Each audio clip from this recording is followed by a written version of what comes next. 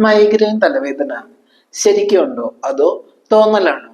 മറ്റുള്ളവർ പറയുന്ന പോലെ എക്സാജറേറ്റ് ചെയ്യുന്നതോ ഓവർ ആക്ട് ചെയ്യുന്നതോ ആണോ? ഇങ്ങനെയൊക്കെ ചില പേഷ്യൻസ് ചോദിക്കും.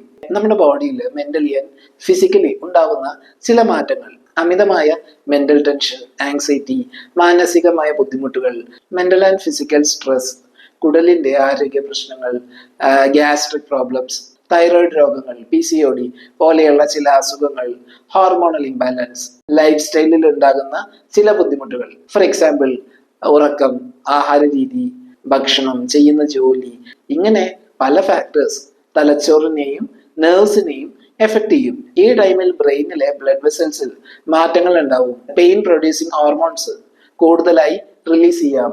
പെയിൻ റിസപ്റ്റേഴ്സ് ആക്ടിവേറ്റ് ആവും. ഇതിന്റെ ആഫ്റ്റർ എഫക്റ്റ് ആയി തലവേദനയും മറ്റു ബുദ്ധിമുട്ടുകളൊക്കെ അനുഭവപ്പെടാം. പ്രോപ്പറായ കേസ് ടേക്കിങ്ങിലൂടെ നിങ്ങളുടെ ലക്ഷണങ്ങളും ബുദ്ധിമുട്ടുകളും വിശദമായി മനസ്സിലാക്കിയാൽ മാത്രമാണ് എന്തൊക്കെ കാര്യങ്ങളാണ് മൈഗ്രെയിനിലേക്ക് ലീഡ് ചെയ്യുന്നത് എന്ന് കണ്ടെത്തി അതിന് വേണ്ട ചികിത്സ നൽകാൻ സാധിക്കും. മൈഗ്രെയിനിന് ട്രീറ്റ്മെന്റ് ഉണ്ടോ എന്ന് പല ആളുകളും ചോദിക്കുമ്പോൾ ഓൺലൈനായോ നേരിട്ടോ ഒന്ന് കൺസൾട്ട് ചെയ്ത് നിങ്ങളുടെ ബുദ്ധിമുട്ടുകൾ വിശദമായി പരിശോധിക്കണം എന്ന് പറയുന്നത് ഇതുകൊണ്ടാണ്.